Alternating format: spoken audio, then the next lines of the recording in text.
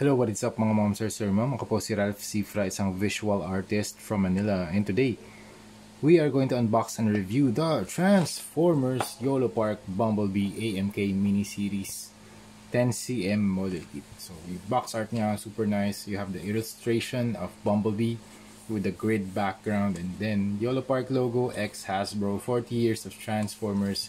You have the sticker of authenticity. Ibig sabihin, ito ay original and authentic, hindi siya fake, hindi siya bootleg, hindi siya KO. And then Transformers na text in white, and then other characters such as Soundwave, Megatron, Starscream, Optimus Prime, and Grimlock. So ito yung size comparison with Optimus Prime, with Megatron, with Megatron, okay, Grimlock, and Soundwave, okay, and Starscream. Thank you very much YOLO Park for sending 1, 2, 3, 4, 5, 6 pieces of AMK miniseries. Lahat yun pinadala nila. So thank you very much thank you very much YOLO Park for sending these cool things dito sa work desk natin for unboxing, review, and customization. So if you want to buy, punta kayo sa Shopee, YOLO Park. Pwede rin kayong pumunta sa website, yolopark.com. Facebook, yolopark.official, YouTube, YOLO Park, and Instagram page, yolopark.official. So first na notice ko dito kay Bumblebee, it's the Transformers Generation 1 AMK miniseries model kit Bumblebee. Mas maliit siya kesa kay Optimus Prime. So, ang ganda naman yung scale. So I think scale naman sila. Yan. Well, Bumblebee is relatively smaller kay Optimus Prime, kaya tingin ko okay lang yung ganitong klaseng scaling kapag magpo-photoshoot kayo. Kung gusto niyo mas malaki si Prime, edi mas lapitan niya sa angle, pero kung gusto niyo mas malaki or mas malaki pa si Prime sa photos, you can have him in the foreground. Ito naman si Bumblebee nasa background. Okay, let's start with the build. It's a very simple build. Pre-built na yung mga parts niya. So you have the head, chest, arms, blaster, legs, and feet. Super cool design. Ganda ng feet niya. Ito yung front hood. Tama ba? Oh, tama. Front part ng car ng Volkswagen. Tapos ito yung tires. You have the legs, black legs.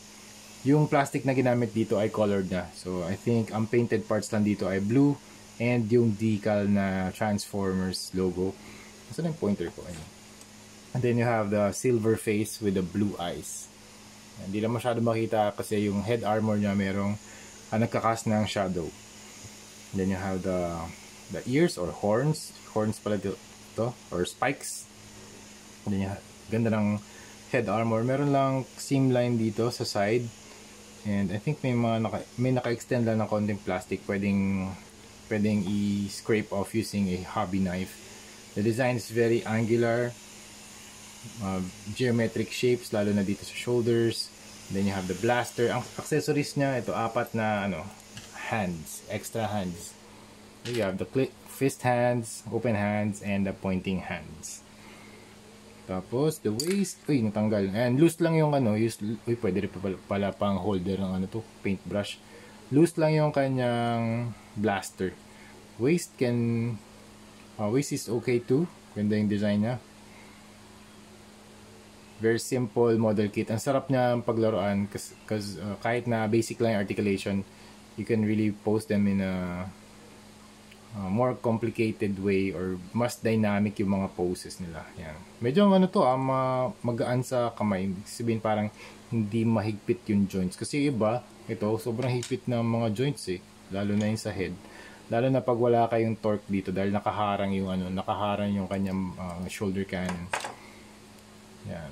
They can sit, and they can split, move back. There you go. They can split, right? Galing. Ganda. They can sit on a chair, parang ganyan. Ganda na articulation din. So yun, sa design, sa paint application naman, maganda yung paint. Very clean, walang any sort of weathering or battle damage. Accessories, 4 na kamay, isang blaster. And then, ang height niya, yun nga, ilan to? 4 inches 4 inches tall. Yan, si Optimus Prime 5 inches. Then you have the Autobots logo. Articulation, up, down, 360 head, tapos 360 yung shoulders, no problem sa stretch ng kamay. You have movement or rotation here sa arms, tapos shoulder bend, elbow bend, more than 90 degrees, ball joint, okay? Tapos waist, can move 360, kick that far, back that far, knee bend, okay, 90 degrees, and then ball joint sa paa. Ayan, pwede naman siya umikot, okay? Maangas na ito mga moms. Pwede talaga to sa mga kids, sa mga gustong maglaro ng mga Transformers na action figures or model kits. This is a very nice choice. If you want to buy this, punta lang kayo sa YOLO Park for only 549 pesos. Shopee page, website yolopark.com, Facebook YOLO Park Official, YouTube YOLO Park, and Instagram YOLO Park.official.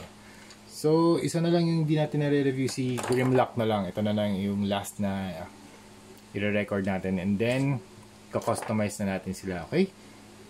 So, yun lang mga mom sir. Thank you very much for watching, and see you sa next video. Bye-bye!